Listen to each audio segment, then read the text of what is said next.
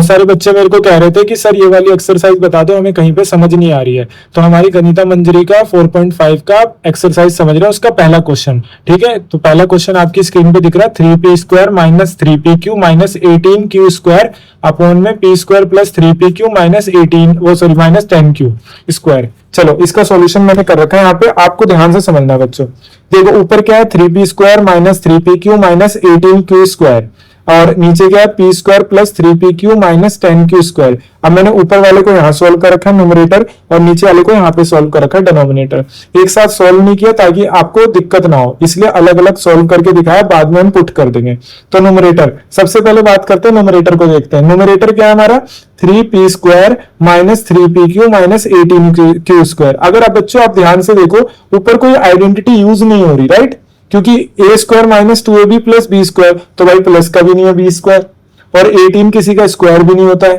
ठीक है भाई, तो इसका मतलब ऊपर कोई आइडेंटिटी यूज नहीं हो रही। और जब भी आइडेंटिटी यूज ना हो और 3 टर्म हो, तो बच्चों ध्यान रखना, हो सकता है उसमें मिडिल टर्म स्प्लिटिंग हो। तो अब ऊपर वाले को हम देखते हैं कैसे करेंगे। तो न्यूमरेटर लिख लिया 3p² minus 3pq minus 18q²। तो मिडिल टर्म स्प्लिटिंग क्या करते हैं बच्चों, फर्स्ट और लास्ट को मल्टीप्लाई करते हैं। तो फर्स्ट क्या है हमारे पास, 3p² और माइनस 18q², इन दोनों को मल्टीप्लाई करेंगे। 18 3 जा 54 p² q², और साइन क्या आएगा, माइनस का। अब फर्स्ट और लास्ट को मल्टीप्लाई करने के बाद हमारे पास क्या आ रहा है, माइनस का। तो देखो फर्स्ट और लास्ट को मल्टीप्लाई करके मिडिल टर्म स्प्लिटिंग में हम क्या करते हैं बच्चों, फर्स्ट और लास्ट को मल्टीप्लाई करते हैं। तो फर्स्ट और लास्ट को मल्टीप्लाई किया, ये आया मेरे पास। अब मेरे को बीच वाले को 2 डिजिट में तोड़ना है, कि प्लस माइनस करूं तो बीच वाला है, और मल्टीप्लाई करूं तो उन दोनों को क्या आना चाहिए, ये आना चाहिए। तो फर्स्ट और लास्ट को जो मल्टीप्लाई करके आया 54, आप उसका फैक्टर कर लो। 54 का फैक्टर होगा 2 3 3 3, तो 2 3 जा 6 और 3 3 जा 9, ऐसे आपको पेयर बना के देखने हैं। तो 9 और 6 के बीच का गैप क्या 3 है बच्चों, हाँ 3 है। और मल्टीप्लाई करके 9 और 6 को क्या 54 बनेगा, जी बनेगा। तो मैंने क्या करा, फर्स्ट और लास्ट को मल्टीप्लाई करके देखा, माइनस का 54 p² q² आ रहा है, और बीच वाले को 2 डिजिट में तोड़ा, माइनस का 9pq प्लस का 6pq। अब देखो 9 6 जा 54 p² q² मल्टीप्लाई करके आ रहा है ना, जो फर्स्ट और लास्ट को मल्टीप्लाई करके आ रहा है वही आ रहा है बीच वाले को 2 डिजिट के तोड़ने पर। ठीक है, और इन दोनों को प्लस माइनस करूंगा तो माइनस का 3pq बनेगा, माइनस का 9pq प्लस का 6pq, माइनस प्लस माइनस, तो साइन किसका आएगा, 9 में से 6 गया तो 3pq, ऑफ साइन माइनस का जो बड़ा होता है। तो अब मैंने क्या करा, 3p², इसको 2 डिजिट में तोड़ा था वो लिख लिया मैंने। ठीक है भाई, माइनस का 9pq प्लस का 6pq, और तीसरा एज इट इज। अब इन दोनों में क्या कॉमन है बच्चों, एक तो p दिख रहा है मुझे दोनों में, और एक 3 1 जा 3 3 जा 3 कॉमन है, तो 3 कॉमन निकाला और एक p कॉमन निकाल लिया। तो पहले वाले में से 3p कॉमन निकाला तो क्या बच गया, p, और इसमें से 3 कॉमन आ गया, तो 3 3 जा 3 बच गया, और q बच गया। तो इन दोनों में मैंने 3p कॉमन निकाला तो क्या बचा, p माइनस 3q। अब इन दोनों में कॉमन निकालना है, तो 6 1 जा 6 3 जा 6 कॉमन आ जाएगा, और क्या कॉमन आएगा, p तो कॉमन नहीं है, q कॉमन आ जाएगा। तो 6q कॉमन निकाला, बचा क्या इसमें से p और इसमें से 3q, क्योंकि एक कॉमन आगे q। अब देखो ये दोनों ब्रैकेट हमारे क्या बन गए बच्चों, सेम बन गए। तो 3p minus 3q bracket common निकाल लिया, बचा क्या 3p प्लस 6q लिख दिया मैंने। ठीक है, जो 2 ब्रैकेट कॉमन बनते हैं उनको कॉमन बाहर निकाल लिया, बचा क्या 3p प्लस 6q।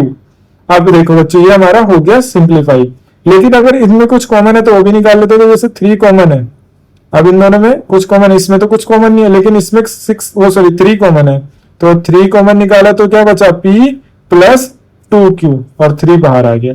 ये हमारा इसका फैक्टर हो गया न्यूमरेटर का। अब बच्चों डिनोमिनेटर को देखते हैं। डिनोमिनेटर क्या था हमारे पास, p plus 3pq, p² plus 3pq minus 10q²। तो अगेन इसमें भी कोई आइडेंटिटी यूज नहीं हो रही, क्योंकि 10 किसी का स्क्वायर नहीं होता, और a² plus 2ab plus b² बन नहीं रहा इसमें, राइट। तो हम इसमें भी मिडल टर्म स्प्लिट करेंगे, तो पहले और आखिरी को मल्टीप्लाई करते, तो p² q² और 10 माइनस का 10। तो पहले और लास्ट को मल्टीप्लाई करने पे क्या आ रहा है, माइनस का 10 p² q²। अब बीच वाले को 2 डिजिट में तोड़ना है, कि प्लस माइनस करे तो क्या है, बीच वाला है, और मल्टीप्लाई करे तो वो है जो फर्स्ट और लास्ट को मल्टीप्लाई करने पे आ रहा है। तो 10 का तो आप आसानी से बता दोगे, 5pq माइनस 2pq। अब इन दोनों को सॉल्व करोगे तो प्लस का 3pq आएगा, क्योंकि 5 में से 2pq गया तो 3pq, और मल्टीप्लाई करोगे तो माइनस का 10p² q² आएगा। ठीक है बच्चों, तो पी स्क्वायर का पी स्क्वायर, 3pq की जगह आपने ये दोनों लिख दिए, और माइनस का 10q² ऐसे ही। इन दोनों में क्या कॉमन है बच्चों, देखो एक तो p कॉमन है, उसके अलावा कुछ कॉमन नहीं है, तो p कॉमन निकाला, पी स्क्वायर में से एक p रह गया और 5q रह गया। इन दोनों में एक माइनस का साइन कॉमन है, 2 1 जा 2 5 जा 2 कॉमन है और q कॉमन है, तो माइनस का 2q कॉमन निकाला, बचा क्या p और इसका 5q, क्योंकि q स्क्वायर था तो एक q रह गया और 2 5 जा 5 रह गया। तो इस दोनों में 2q कॉमन निकाला माइनस का, इसमें p कॉमन निकाला। अब देखो ये दोनों ब्रैकेट सेम बन गए ना बच्चों, दोनों ब्रैकेट सेम बन गए, तो इसको बाहर निकाल लिया, बचा क्या p माइनस 2q। तो ऊपर वाले का हमने इधर किया मिडल टर्म स्प्लिट, नीचे वाले का हमने इधर किया मिडल टर्म स्प्लिट। मैं साथ साथ कर सकता था, लेकिन आपको समझाने के लिए किया कि आप समझ पाओ मिडल टर्म स्प्लिटिंग कैसे हुई है। अब मैंने क्या करा, ऊपर वाले का मिडल टर्म स्प्लिट करके आया था वो लिख दिया, नीचे वाले का जो मिडिल टर्म स्प्लिट करके डिनोमिनेटर का आया था वो लिख दिया, और ये आपका आंसर हो गया। तो होप आपको समझ आया होगा। इसमें मैंने आपको डिटेल में मिडिल टर्म स्प्लिटिंग बताई है, न्यूमरेटर की भी डिनोमिनेटर की भी, क्योंकि बच्चों कोई आइडेंटिटी इसमें यूज नहीं हो रही थी। अगर आपको कोई डाउट है किसी भी क्वेश्चन में तो आप मुझसे पूछ सकते हो, कमेंट बॉक्स में आप बता देना, मैं आपको बता दूंगा अच्छे से। अगर आपको एक्सप्लेनेशन अच्छा लगा तो वीडियो को लाइक करें और अपने दोस्तों के साथ शेयर करें। धन्यवाद।